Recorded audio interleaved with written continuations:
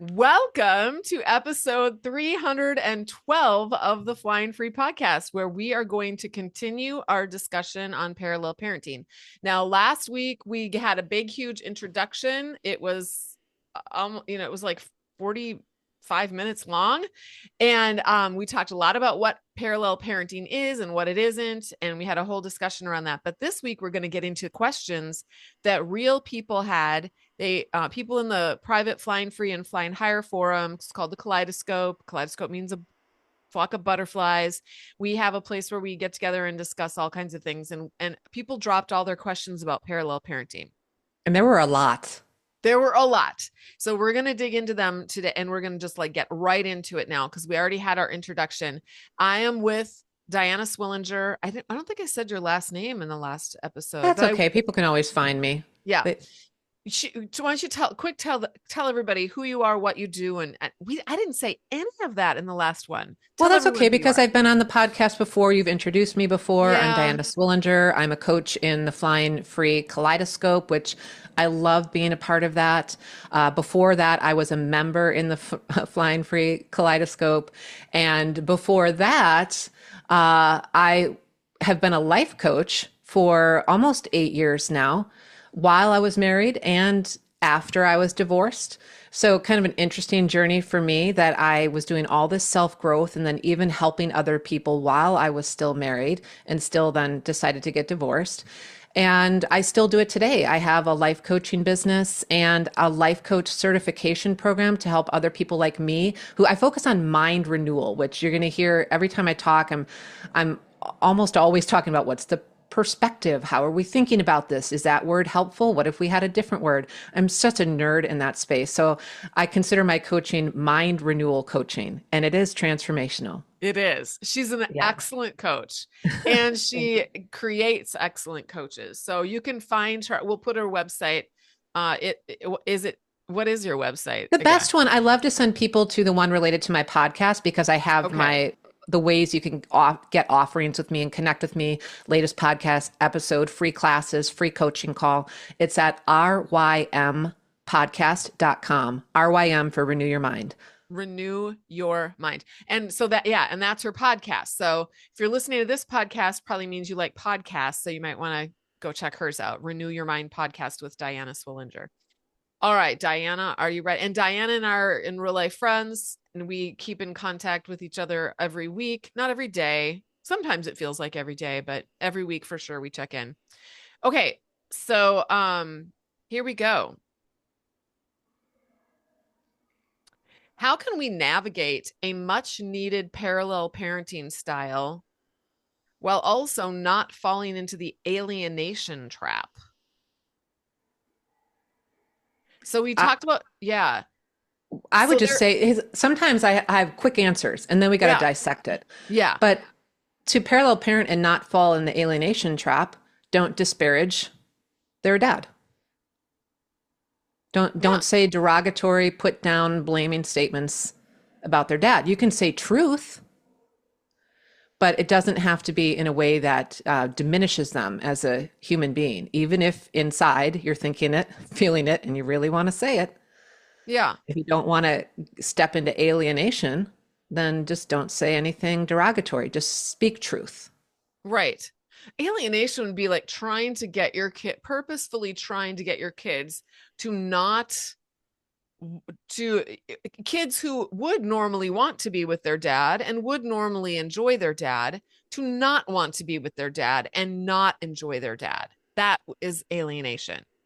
Yes. So if the kids come home and say, um, after dinner last night, dad told me to sweep the kitchen and then he yelled at me for not doing it right. And I felt terrible and stuff like that. So alienation might sound like, I can't believe your dad did that. That is way out of line. There is something wrong with him and he should not treat you like that. You shouldn't have a dad like that. Something's wrong with him. He's not a good person for talking to you that way. That would get into the alienation space. Speaking truth without alienation might sound like, I'm really sorry that that happened to you. I don't think it's fun to get yelled at. And that happened to you. Oh, that makes me feel kind of sad. How does that make you feel? What was that like for Yeah. you? Yeah, it's Yeah. focusing on them and how that interaction made them feel.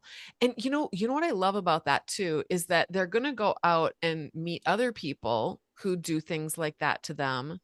And this actually gives them a tool for processing through the pain of, when someone treats us like that, it hurts. It doesn't feel good. And how do we want to process through that pain so we can move forward? Yeah, and thinking of different ages of kids, if the example I just gave, like, well, that makes me feel kind of sad that happened to you. How do you feel about it? Might be good for younger kids. For older kids, if that happened to like a 14, 15-year-old, I might say something like, what do you think was going on for your dad? What was going on inside of him that he yelled? And maybe even start introducing them to the idea. So we're not disparaging dad, we're not putting him down, but, and if the teenager doesn't come up with it, you might say, huh, in some ways it makes me think maybe he wasn't regulating his emotions. Because sometimes when we explode, we're not managing whatever's going on inside of us and our emotions aren't regulated, they get out of control. What do you think? Do you think that was happening? And so, still, no disparaging, no alienation, but calling out truth and helping to teach our kids Yeah. and give them more awareness. And then maybe the discussion goes into equipping for next time that happens. What do you want to think? Or is there something you want to do? And it's not that we'd have the right answers for all of that, but we can explore possibilities with them Yeah. and teach them. Yeah. Yeah, the thing I love about that is that it doesn't it makes dad's emotional reaction about what's going on internally for dad and not about the child. That it's, you know, sometimes we can't always show up in a way that's going to mitigate someone else's big emotional reaction. We can do our best, but if they're going to have an emotional reaction, that's sometimes about them and what's going on for them. Not, Yeah. it has nothing to do with us at all. Yes. Yep. Yeah. Okay, so here's another one. I think the thing that was interesting to me about that question was the idea that there's this idea out there apparently that parallel parenting is borderlines on alienating. And Well, I if don't we think called it counter-parenting, remember last episode yeah, we talked about some people exactly. call it counter-parenting. This is exactly why I wouldn't use that term, Yeah. because that implies you got to fight against, push back, call out problems, and counteract, like opposite, oppose. And I think parallel parenting is a nod to like we can go alongside, like we'll go with the two roads next to each other, Yeah. right? There's With lots different of trees scenery. in One's the between. freeway, one's the frontage road. Different things are There you happening. go. Yes. Yeah. Yeah. Exactly. And so we don't have to combat it. We Yeah.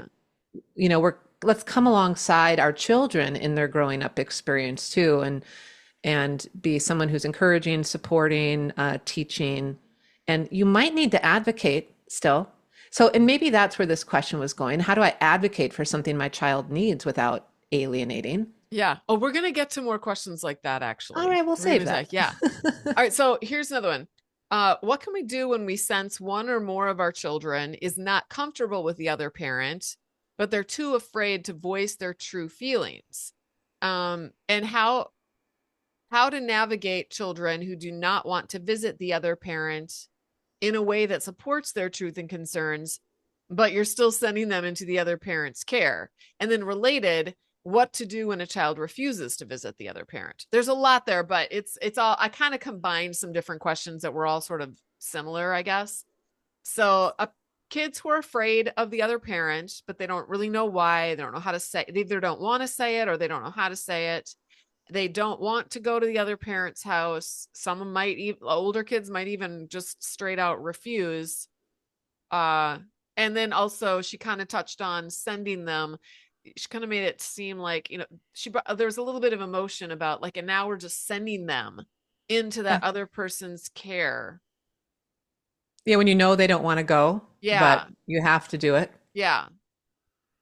Yeah. What are your thoughts on that? No, I asked you. Well, my first thought, okay, we'll start, right? And it'll all unfold. I didn't want to go first on all of them, but okay. I, So with the idea of sending them when they don't want to go, uh, you're going to hear, I'm a broken record sometimes. I love speaking truth.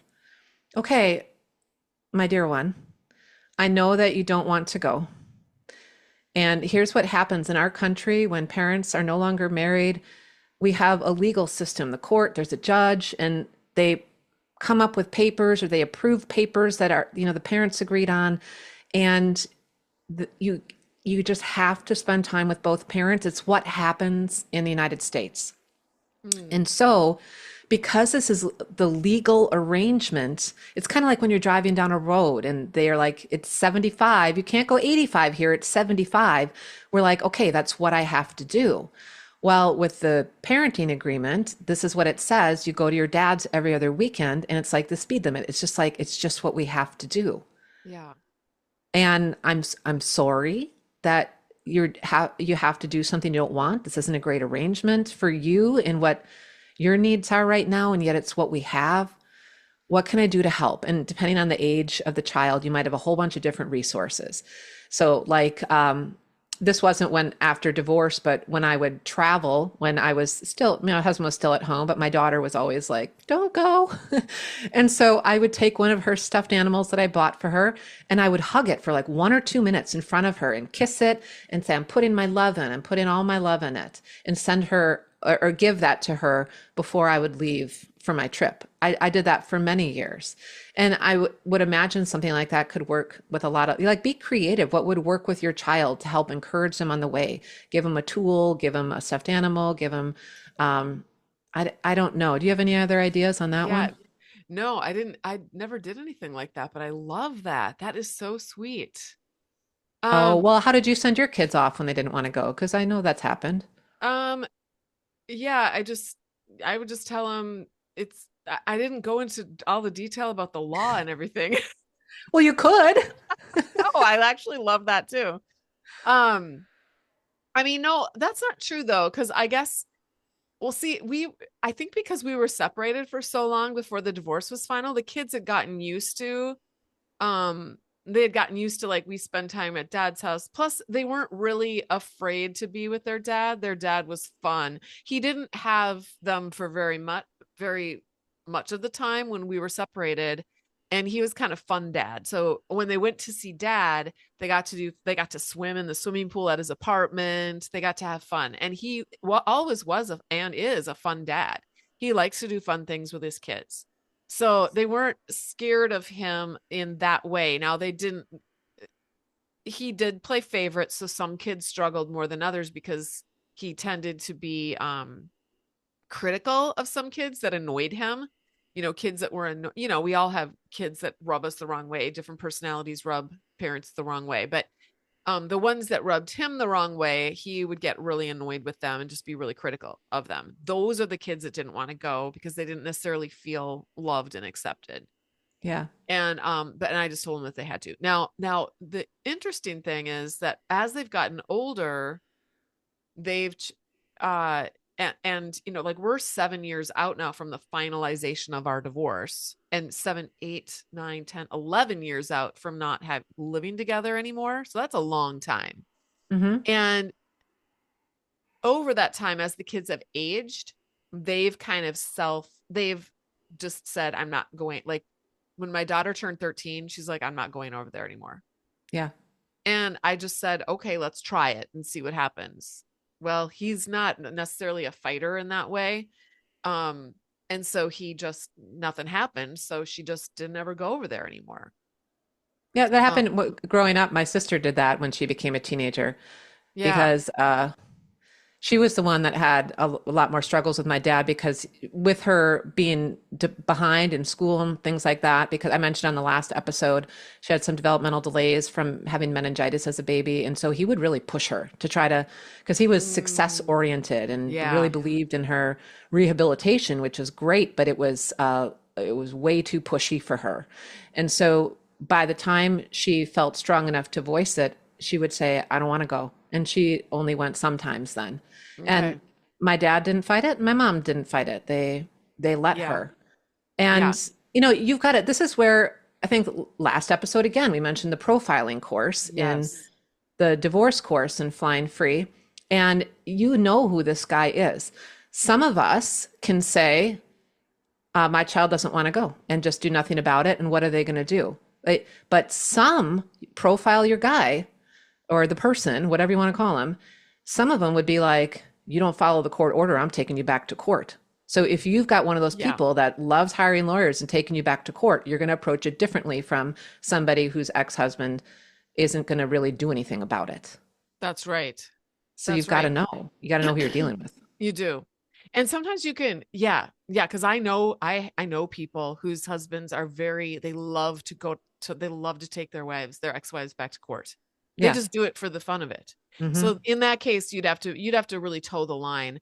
Although sometimes that can turn in your favor because if the court sees that they keep bringing you back, sometimes you can, if you're the innocent little kindergarten teacher, you can, if you can have that persona in court, sometimes, which is something that Tina Swithin teaches, if you can do that, you can actually, the courts can could potentially be biased towards you and against him because he seems contentious and argumentative and belligerent and unwilling to co-parent. They want you to co-parent. Okay, the Right. court's always going to talk about you need to co-parent, get along. So if you appear as if you're trying to do that and he appears like he's not trying to do that, then eventually they might just say, yeah, I can see why your 16-year-old doesn't want to go back. That's fine. He doesn't have to go back anymore.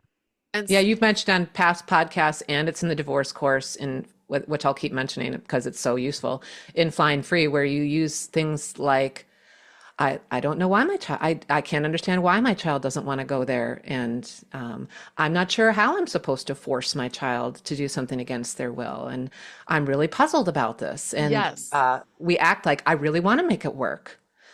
yeah, But I don't understand. And maybe you can do that with their dad too. Like, he comes to pick him up. Where's so and so?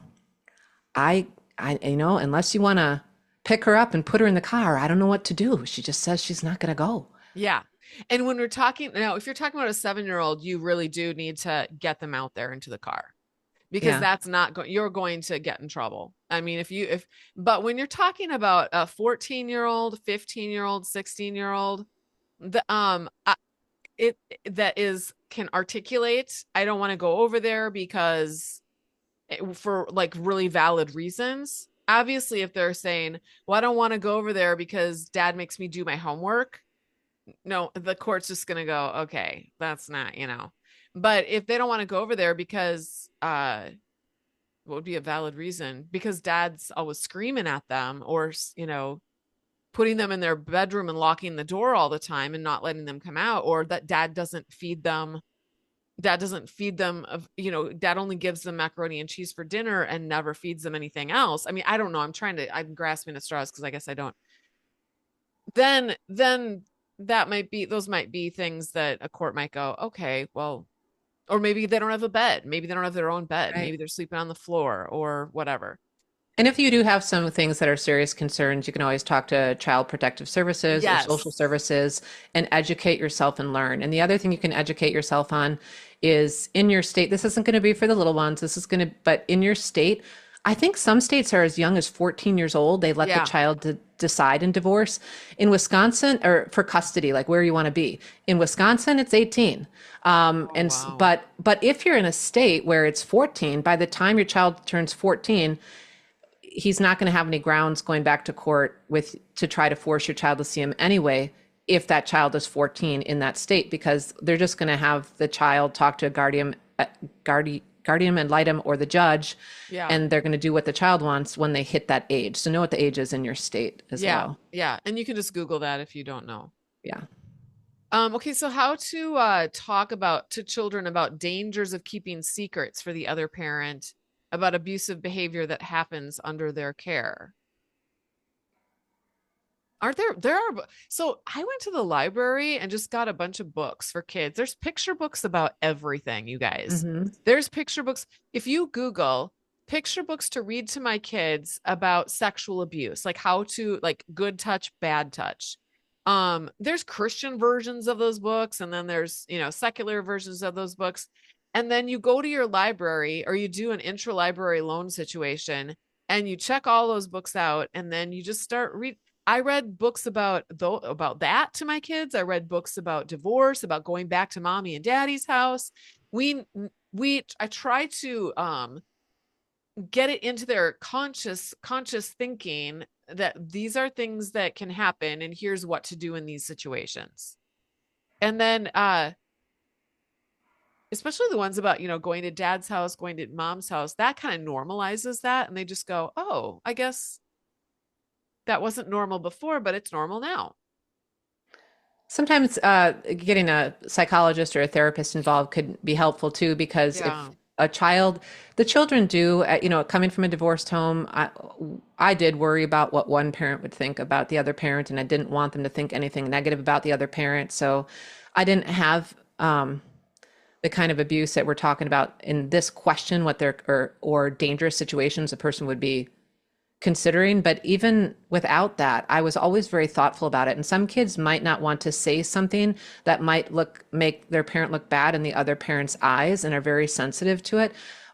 They don't want to say it to the other parent, but perhaps if a psychologist or a therapist was involved, that would be a safe place for them to talk about things, and you could partner with the therapist and ask them to help educate your child on when do you speak up, what kind of things are dangerous. If you suspect that kind of stuff is happening, you definitely want to be proactive about that. And also, if your child does share things with you that you think are dangerous behavior, please log the instances. On this date at this time, my child reported XYZ, and keep a log of that in case that kind of thing escalates and you need to contact Child Protective Services, also known as CPS, or law enforcement or whatever. Keep track of it.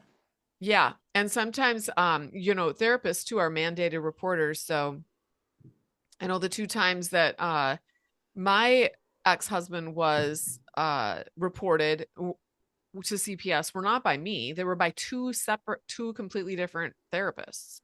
So it is good to have your kids, and it is good to have a therapist working with your children when they're going through all of this as well, especially if you, well, it just is. It is, but especially if you suspect dangerous behaviors happening at the other house. Yeah. Yes. And if for younger kids, they can do things like play therapy, things that are that seem benign, that the child will tell what's going on in different ways that are easier for the child to say through play rather than just straight out being able to try to use words to say things like that. So, Yes. Yeah. okay, it would be helpful to know how to discuss with my children the different rules and expectations they have at their dad's house. For when a conversation needs more than, "That's just how you do it at dad's house, and this is just how we do it at mom's house." Well, I actually think that's fine most of the time. Yeah. Uh, Again, here's my broken record. You can go back to saying truth. Like at your dad's house, he apparently doesn't see a problem with letting you have macaroni and cheese for 3 meals a day, and that's what he believes.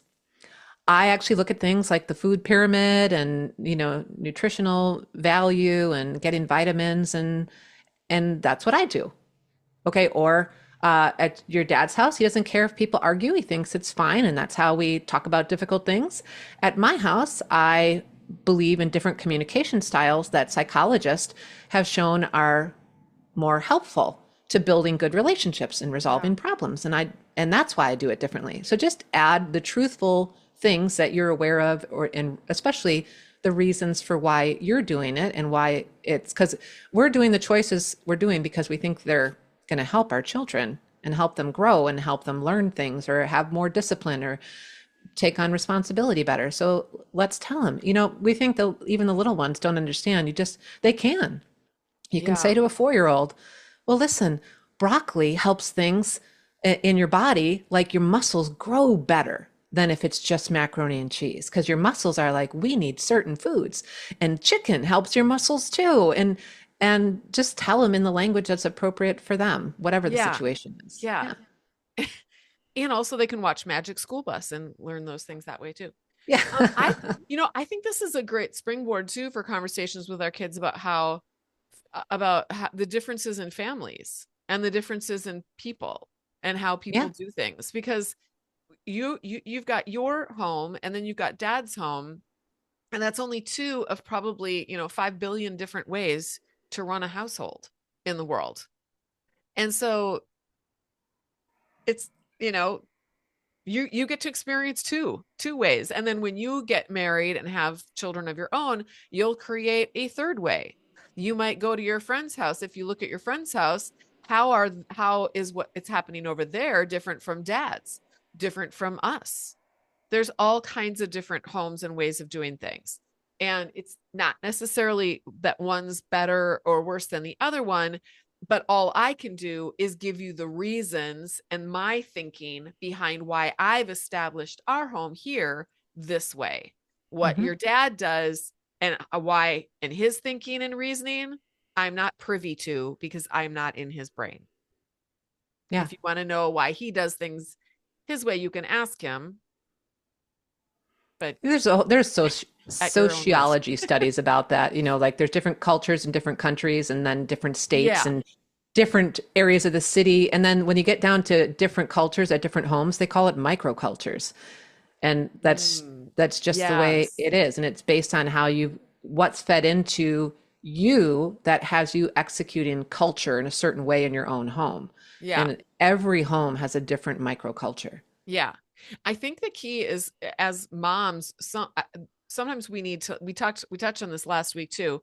We need to be willing to let go of our control just because we have an idea about how the world should work and how children should be raised does not mean that everyone's going to do it that way. We can own our own power and our own idea and what we choose to do in our own home, but also let go of the fact that, other people, including that ex of ours, is probably going to do things You differently. mean the way you run your home, Natalie, isn't the right way that all of us should be doing it? Well, I think it is, but yeah. So, okay, here's another one. How far should I go in helping my child create an emergency plan for when they can visit the other parent? For example, if such and such happens, you can call mom or go to the local library, etc., without seeming like I'm putting ideas in their mind to actually do these things, even if they are necessary for the child's well-being. I want to jump in here Yeah, first. go ahead. Yeah, the thing that comes to my mind when I hear this question is if you're actually putting an idea in their mind, then is it even necessary? Like what, like for example, when I think about my own kids, would I have had to set up an emergency situation? I'm trying to think of my husband didn't drink, my ex-husband didn't drink, so he wasn't driving around drunk. He didn't, he wasn't beating them. Yes, he did spank them, but they're not gonna I wasn't gonna say if your dad spanks you call 911 because that they wouldn't do anything about that. Okay, 911's not going to do anything about that. I couldn't think of anything specific that my children would need to call 911 for other than the obvious things like if the house is on fire, if someone's stabbing somebody, I mean, those are, yes, those are things you call 911. If someone's, but that wasn't actually happening. Their dad wasn't actually doing any of those things. So I would just say if you think there's a possibility that your child could be in danger at their dad's house, like you have evidence, you this is a pattern that you've seen, this is a possibility, then I think you do need to, I don't think you're going to put that idea in their mind, because if that's already happening, then that idea is already in your child's mind. You might think that you've been able to shield your child from your husband beating you or whatever, if that's the what's been going on in your home, but you're not. They are seeing stuff, they're hearing stuff. So I would say go ahead and go to those places with your kids and I tell them. agree. Yeah. Yeah, I was going to say if um, I want to put the idea in my child's head that if the driver of the car if you've seen them drinking alcohol or they don't seem normal, or they're impaired in some way, it depends on the age of the child. If you think, I want you to have the idea that if the driver of the car is impaired or drinking, that you should call for help. Yes, I do. I Yes. want to put that idea in your head. So if there is something dangerous, we're kind of on that theme again. If there's something dangerous, yeah, why wouldn't you want to put the idea in the child's head that they need to report or access help in some way? Yeah, exactly. All right, what do you do when for your safety you need to parallel parent which is a curious way of putting that. For your safety, you need to Think of parallel parent. safety, think of emotional safety too, though. I did make a note that, like, for all the people listening, if they're a fan of this podcast, if they found this podcast, they're either in or have been in an emotionally abusive marriage, and uh, it it's for your emotional safety to not communicate with that person. It Yeah. leaves parallel parenting as your only option Yeah. because trying to get on a phone call, you're going to go in a circular conversation, you're going to be blamed, Exactly. you're going to be manipulated, you're going to have gaslighting, and for your own emotional safety and your opportunity to heal after leaving that relationship, you need to not have communication that makes that possible. Yes. Yes. Okay, so they went on. What are you doing for your safety? You need to parallel parent, but your ex is throwing a fit and convincing the mediator that you need to co-parent. I am in a situation where I'm being pushed to co-parent, quote, for the benefit of the kids, unquote. And I feel like I'm just opening back up the door for abuse, control, and him stepping all over my boundaries. How do I convince the mediator and the judge that this is not in my best interest, even if it appears to be so for the kids? And then related, there was a related question from a different person. How do I discuss or evaluate parallel parenting with people like mediators, therapists, court, etc., when one parent is making poor choices but claims it's merely his personal preference? Actually, that Well, is a little bit different though, because that's a little bit different. Let's just focus on the first one. Go ahead. What were you going to say? yeah, there are layers to this. I mean, I Yeah. think the bulk of this question is how can I convince the people involved in the divorce process that I need to do a parallel parenting plan and not a co-parenting plan? And I mean, for me, I don't know. I haven't been in every legal situation. I don't know your mediator. I don't know the judges and lawyers in your town. And they're all different the way they think of it. But if it was me, I'd approach it as a broken record. The only way I'm going to be able to communicate on parenting with him is going to be through an app like My Family Wizard. Yeah. I'm not comfortable with email or phone calls. I'm going to be needing to use My Family Wizard. I would like to use this mediation process to set up some of the main rules that we agree on cell phones and dating and car usage now, because it's not going to be something I don't have good faith that we'll be able to accomplish that later because I'm going to be, I need for my own well being, I need to restrict myself to My Family Wizard. That's what the only thing that's going to work for me or an app like that and just be a broken record. That's how I Yes. would approach it. Yeah. I think this goes back to also, you know how we talk about don't go into the court and talk to the mediator or the guardian ad litem or the judge and go, my husband's a flaming narcissist and this is why blah blah blah blah blah blah. Don't use the term narcissist. They're going to go, yeah, yeah, yeah. Everyone says their partner's a narcissist. That's not going to they're they're so desensitized to that term. So if you go in and do that, they're going to look at you and think you're the narcissist, actually, if you say that. So don't say that. Likewise, why do we have to go in and go, well, I can't co parent. I need to parallel parent because he's, dysfunctional or whatever. We don't have to say that. That's like saying, no, I can't gaga parent. I have to goo goo parent. No, we don't need to say those terms. We just need to talk. We need to say the words that describe those terms, like what you just did. Well, I really do believe in communicating with the parent. Absolutely. Let's do this. I think the best way to do this that's going to be that's going to document everything and help us both keep things straight. Because sometimes I get a little addled in my head and can't remember everything. This goes back to the whole just go Yeah. there. Yeah, Yeah. sometimes I get so confused. I really need an app like Our Family Wizard. So see how you're getting to the place where you're going to parallel parent, but you can let them think you're co-parent. Yes, let's co-parent. Let's do that. Let's I use Our love that. Family Wizard to co-parent. Yeah. Okay. Just like we don't say he's a narcissist. We say, I know sometimes he needs to have, sometimes we all need to sort of manage him so that he doesn't get upset. So we have to, you know, cater to him and make sure that we are very quiet and that we don't give no one give their opinions, and we need to agree with him a lot and just help him feel better and manage him. That's all you have to say. Then all the court's going, oh, wow, I wonder what his problem is. He sounds like a big baby, right? You don't have to use the word narcissist. You just have to talk in terms of that. I'm so confused. We don't know really why we have to do this, but we do. Mm-hmm. Yeah.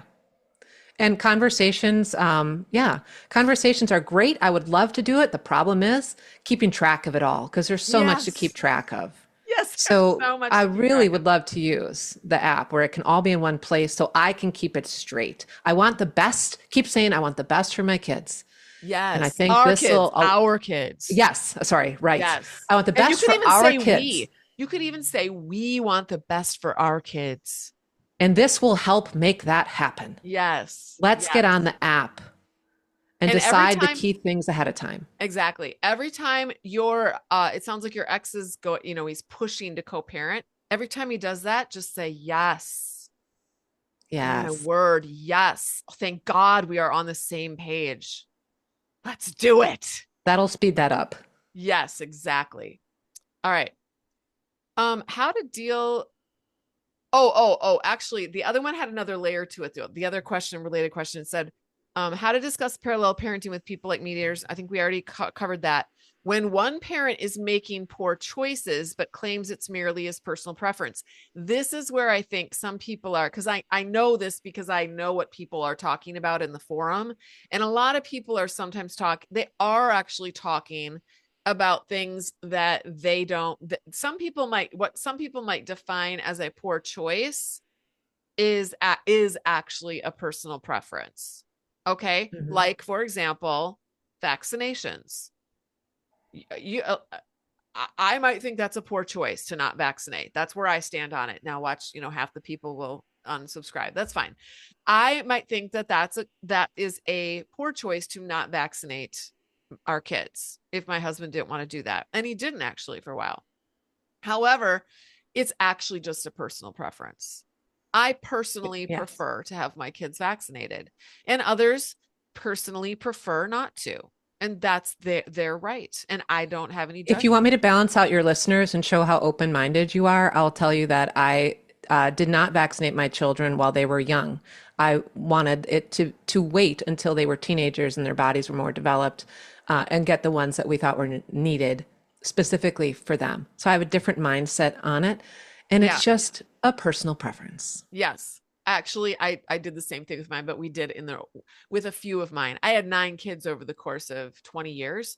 So we did it a little bit differently but towards the end, I was like, forget it. Just vaccinate the kids. Right. Let's get over it.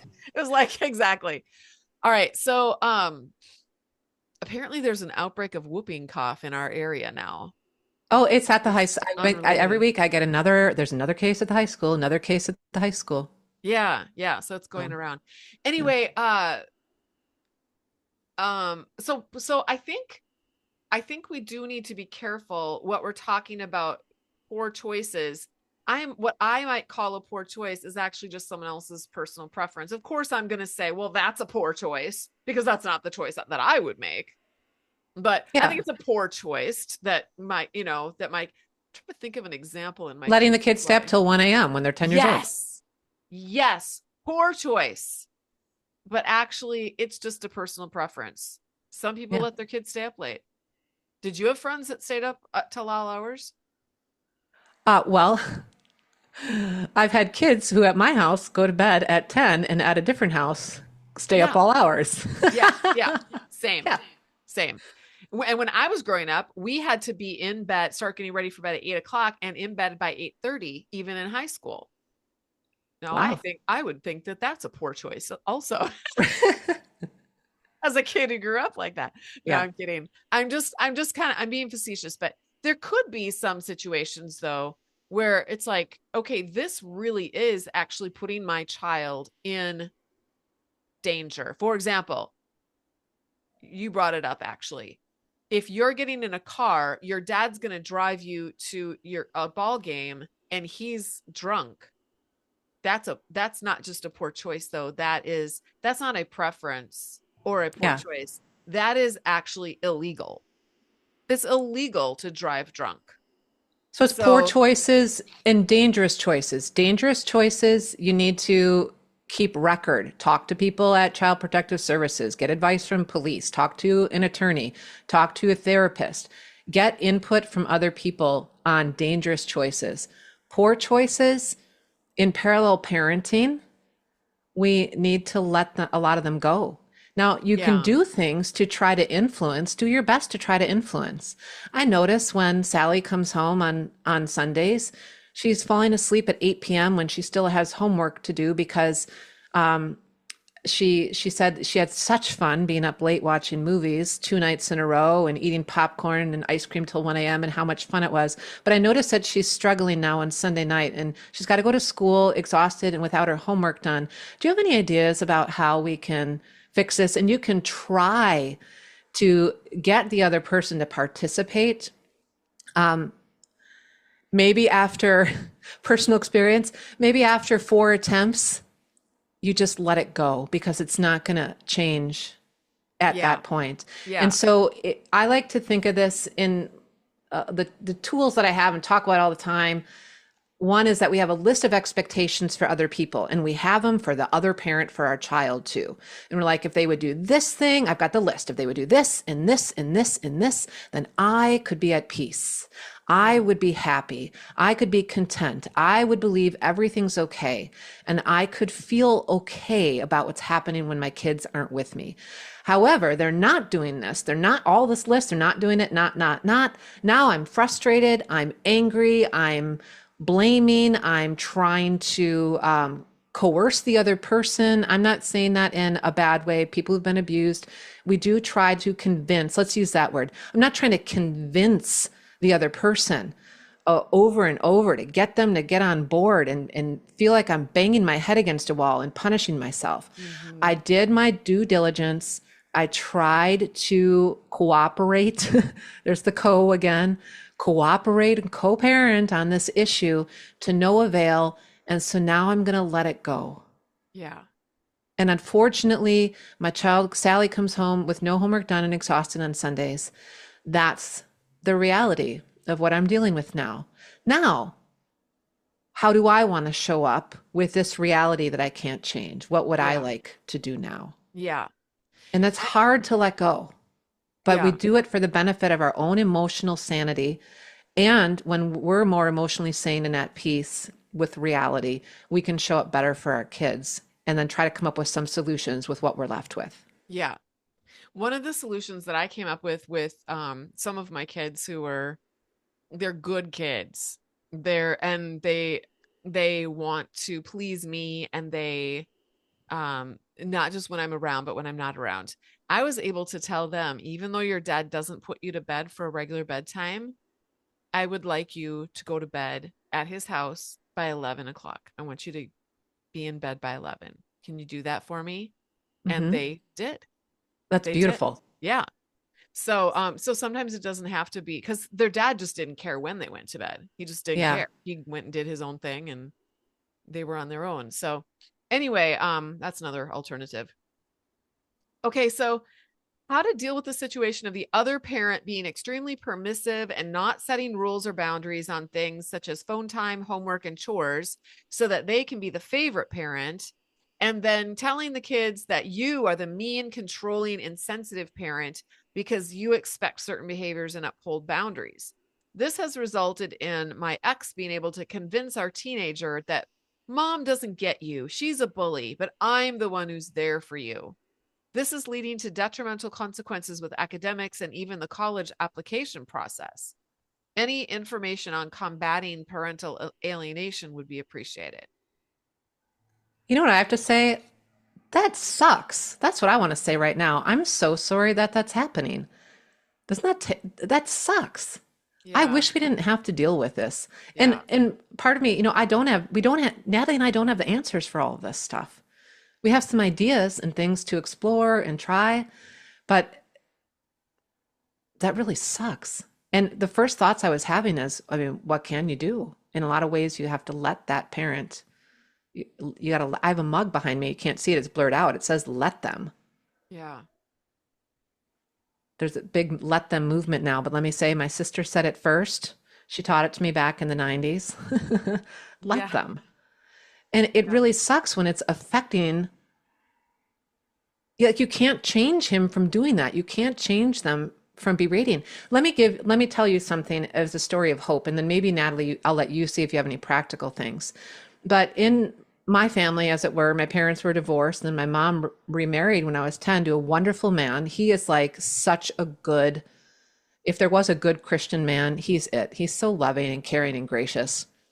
But a strange thing happened. He had two daughters, my stepsisters, who I've been dear friends with one of them, or dear sisters with one of them now, not, but like best friends as sisters. And she wasn't around for a while because her mom said all sorts of terrible things about her dad. That he didn't care. I don't know all the things that she said. She said so much derogatory about him, and I know him as a wonderful man who filled a wonderful space in my life with unconditional love, and she sees that now. So the hope is, once she was in her late 30s, and she had some relationship with him, but she stopped coming to his house as a teenager and didn't see him that much and moved away. Decades later, when she was going through therapy, she started to reunite with her dad and totally heal that relationship. And they have the best father-daughter relationship now. So while Natalie and I might not be able to tell you anything to solve it now, and for a lot of you at any age, if your children have been alienated against you by your ex-husband, that really, really sucks.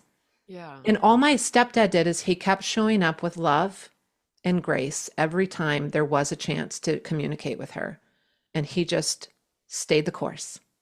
Yeah. So that's some long-term hope, but I'll turn it back Yeah. to you if you've got any in the moment stuff. Well, my only thought is that when, you know, one of the things I do, and I know you do this in your coaching program too, in Flying Free and Flying Higher, we mostly work on, unhooking from what other people are saying about us.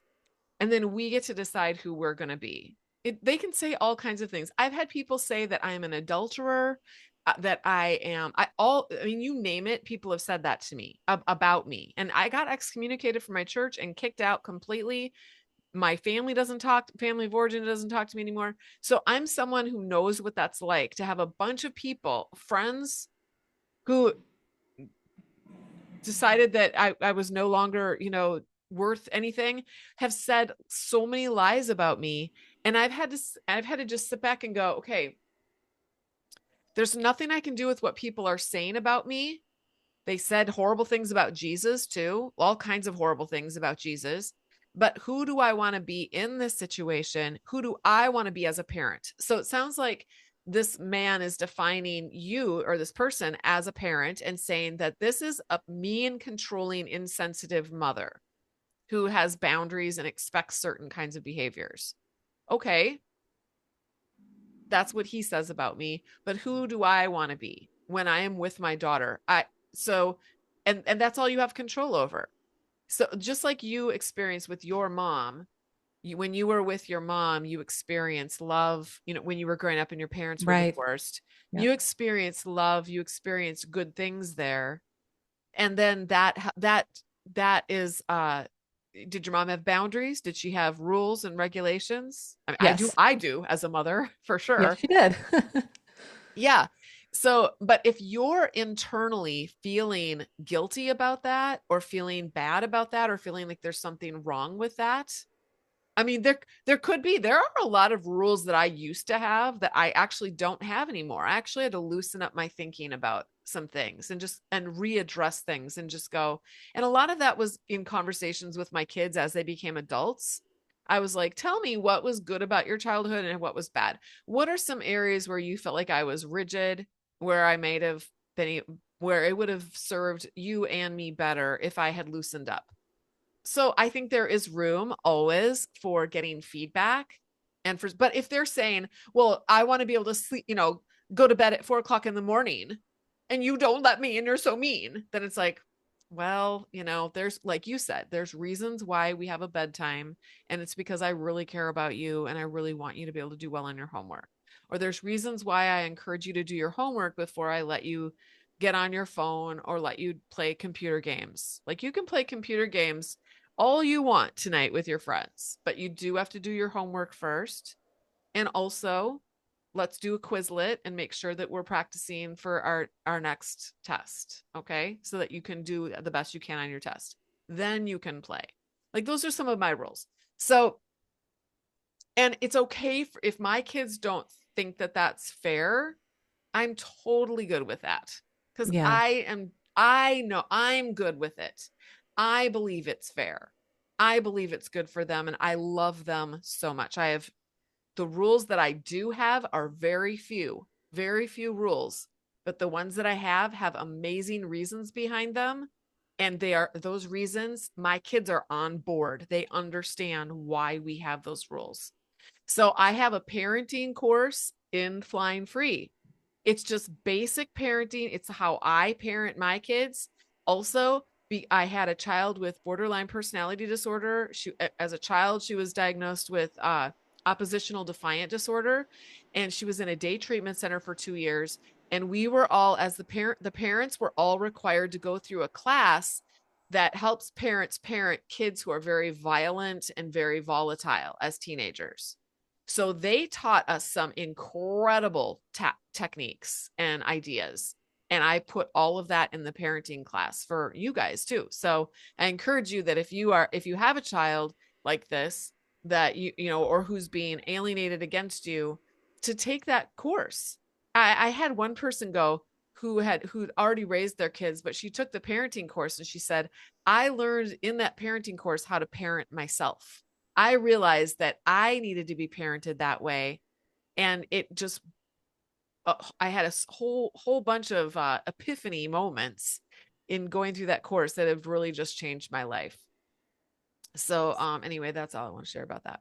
Yeah, that's so good. I'll just end cap that with the more we heal ourselves, the more we can bring, the more we love ourselves and heal ourselves, the more we can bring healing and loving to our relationships with our Yes, kids. absolutely. 100%. And to that point, we have a healing your relationship with yourself course. And I if you also can, love that one. yeah, if you can take that course, and my book, All the Scary Little Gods, is a good, like a good, it dovetails with that course, because it takes what I teach you in that course and I walk it through my own life, so you can kind of see what's possible for you and how this can work for you, how your own healing can come about in this way. But that will give you ideas for how to parent your kids. Also, you will see your kids in a completely different light once you see yourself in a completely different light. And we've had so many people give the feedback after going through that course, that it changed their parenting just by going through the healing your relationship with yourself course. So that's another plug for that. Join flyingfree.com. You guys, it's only $29 a month. There is get it, try it out for a month. Take one of these courses and just, would you not take a class for $29?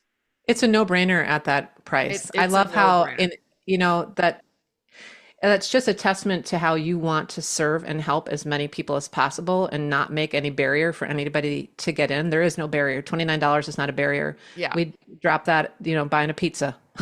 exactly. You can Exactly. spend a month doing a course to help heal yourself for the same Exactly. price That's as going to pizza. change your life. Exactly. Yeah. Yeah. All right, here's another one. I don't even know how to reestablish a relationship with my kids. This person has been alienated from their kids. So the kids are living with their dad and everyone is happy, but they are not answering my texts, emails, or phone calls. One of the kids said, Mom, it's easier with dad because he's fun. Dad took them on vacation this summer without clearly communicating that he was going to be taking them. And I didn't respond. And so he therefore said that my non response was permission when he emailed me his idea. I was a collaborator in our marriage with decisions. He simply would make decisions and tell me about them. And now it's the same, except I don't hear what they are. He was completely hands off with discipline and left it up to me when we were together. I was the bad cop because he didn't step up when needed. There's no opportunity to do what is best for the kids because I'm the one who left. And I have texted them about the circumstances, which again makes me look like the bad guy. I never spoke unkind words about him for all the years we were married until the end. I always believed it was important to hold him high in regard. Now, however, truth. Who on earth can be a fun mom when dad isn't stepping up to meet the kids emotionally? Yeah, I think there's more pieces to really dive into this. There's some pieces we don't have. We don't know if there's a legal custody agreement. We don't know how old the kids are. Um, and I'm thinking in the context of parallel parenting, there is no opportunity for her to parent right now if the kids Yeah. are alienated and he's assumed custody of them and she and doesn't have contact with them. So I feel like there's a lot of pieces we don't know. I would, if was me and there was a custody agreement, I'd have my attorney helping me figure out how to enforce the custody agreement. Yeah. But I'd still work on myself. I know the frustration at the end of the relationship, and you just want to be, finally, let me tell you all the crap that has been going on here all these years when I tried to make everything look good. And that can be helpful for some kids to hear some of that to process, but it's not always helpful for building the loving, trusting relationship that you want to have with them because they Yeah. don't want to be, most kids, some fall into it, but they don't want to be pitted against their parents. I don't know if that felt like it for them, but he's doing it too then. So it just puts the kids in a difficult place. Yeah. I think what's not mentioned in this question is all of the legalities of what's going on. So, Right. I'm guessing maybe it's because there are no attorneys involved. There is no judge involved. I'm just It's just guessing only because physical nothing was separation with no mentioned. legal. Yeah. Yeah, exactly. So my recommendation in this case is she started off with, I don't even know how to reestablish a relationship with the kids. I don't think you're going to be able to until you get some legal help wherever you Yes. are at. Yeah. Yeah. So I think that would be your next step. And then beyond that, while you're getting that in place, definitely keep working on your own self-development so that able, you'll be in the best frame of reference to be able to begin building those relationships once you have legal custody, part-time And again. in most states, you get an attorney who would be willing to work on temporary order, is what it's called in a lot of places, temporary order for custody right away, that's urgent. Like everything else has to come later, whether it's, I don't know, different states, you might have to file for legal separation to get a temporary order. You might be able to do a temporary order on custody without actually filing, but find out and get an attorney who's willing to make that a priority with you and go Yeah. for it as quickly as possible. Yeah. Now, I will say this, if these kids are older kids, like 15 and up, then this is how I would do it. Because my 15-year-old, Yeah. when we were divorced, he chose to live with his dad. I would let go of that idea of that they have to live with me. In my mind, I would think they don't have to live with me for me to have an amazing relationship with my kids. Man, I know they're not answering texts and stuff, but I'd be like, want to go out to eat? Want to go? I mean, I would just be building that relationship with them. What do you want to do? Do you need a ride somewhere? Do you need, do you want to go shopping to get some school supplies or shopping to get some stuff for the zits on your face or, whatever. Like that's the kind of stuff I do with my kids, right? So, let's go out for coffee together. Let's just like do fun things with them. I know you think that it's fun dads doing the fun things, but you can have fun with your kids too if you want to. I mean, if you can get them to, but most kids want to go out to eat with their mom, you know? Yeah.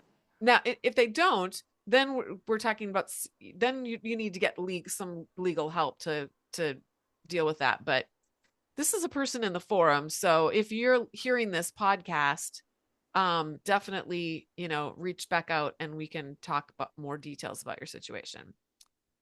Okay. How do I avoid parallel parenting? I already know for my children's safety, I need 100% legal custody because my soon to be ex is completely against doctors for broken bones, cancer, or any kind of emergency. Is there a court mandate for co parenting so the shared goal is documented and it avoids the counter parenting? Oh, this must have been from the person who was talking about counter parenting. Yeah. How do we document and request in court without looking like a control freak? Talk to an attorney. That's what I would do. You got to Yes. get a really good attorney for what's going on here. And you need to know what the laws are in your state about medical, right to medical treatment and all that kind of stuff. You need a good attorney who's interviewed several attorneys and talk to them specifically about these medical things and pick the one that seems to really understand it and can help you best. Trust your gut and go for it. Yes. Okay, we're coming up to the end here. Um, how to parallel parent, but show the court in an effort to co-parent that you are making efforts to co-parent. We kind of talked about this and not be labeled as a contentious parent or labeled with parental alienation. We've already Yeah, we talked addressed about this one. those. Yeah. Yep. I don't think we need to.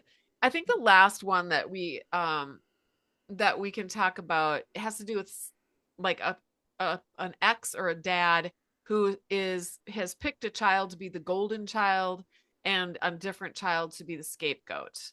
What do we and there were actually two people who brought up this exact issue. How do you that is emotionally abusive, Yes. but how do you mitigate that or deal with that when dad has a preferred child over the other child? We have to always remember we have no control over what dad does. Yeah. Dad's going to talk to his kids, treat his kids the way he's going to do it. And unless something illegal is happening, there there is no recourse. So I'm assuming, dad's got to, whether you're either still married and wait, was this divorced or married? It said parallel parent with your soon to be ex. So I Oh, think they're soon to be ex. on the Yeah. way to getting divorced. Yeah. So, I mean, you're either still married and dad's in the house and he's going to do what he's going to do, or you're separated or divorced and there's some arrangement where the kids are going to be with dad for at least some time. Either way, you have no control over what that person's going to do. So the answer to this question is just going to be like, what do you want to do? Yeah. What do you want to do for your children? And it might not be just, I need to now compensate for the scapegoat and not worry about the other child. You might want to speak into both of them. This is Yeah. all going to depend on their ages. I suppose, some of the ways we've already talked about speaking truth and being able to encourage your children, heal your relationship with you first. So you come with a healing and loving perspective and tone for speaking to especially that scapegoated child who's going to have wounds. Some scapegoated kids don't even want to admit that they are, or they'll want to excuse dad and they Yeah. don't want to see the favoritism in that way. Others are going to be all over it, like, yeah, dad hates me and loves Yep. her or him. And Yep. so the way you approach it's going to be very different depending on what that child's experience is. But I think it's also worth talking to the favorited child too and say, hey, tell me more about your experience with dad and how does your sibling experience dad? Why do you think it's different? How do you feel about it? And explore that with them too, because there might be teaching opportunities.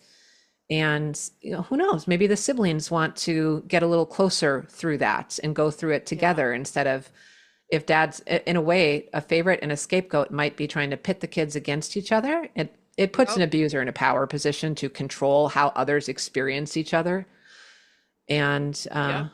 maybe they'll want to partner up and support each other. Yeah.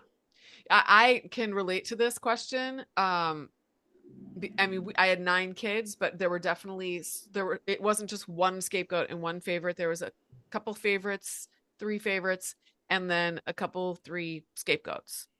So,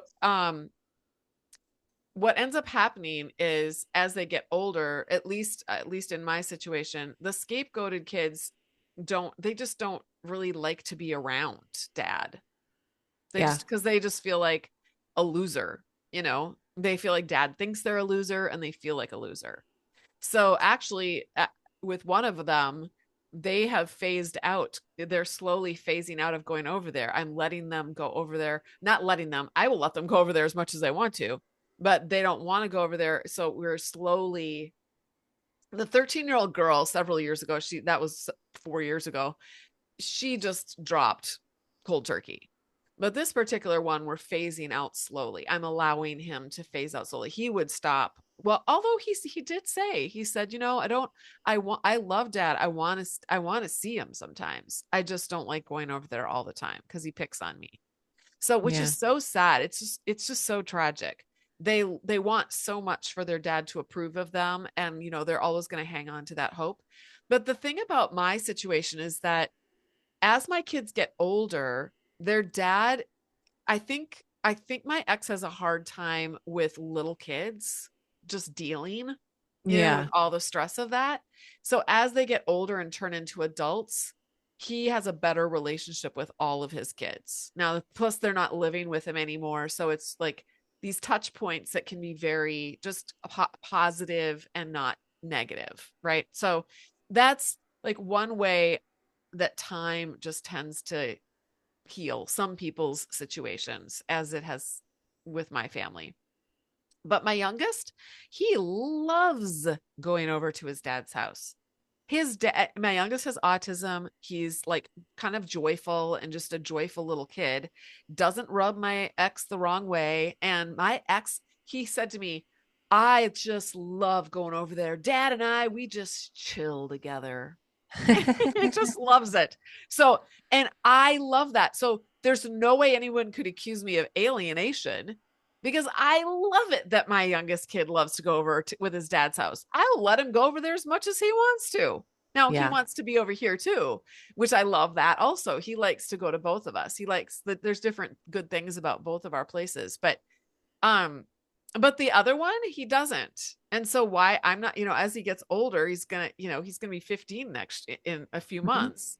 Well, I'm not gonna keep once he's 15, that's as old as the adults now was when we got divorced all those years ago. He's old enough to be able to go, I'll go over there when I feel like it, And the other but thing you're good at, which I imagine you do for him, is being an empathetic witness when your children yes. are having difficulties. Yep.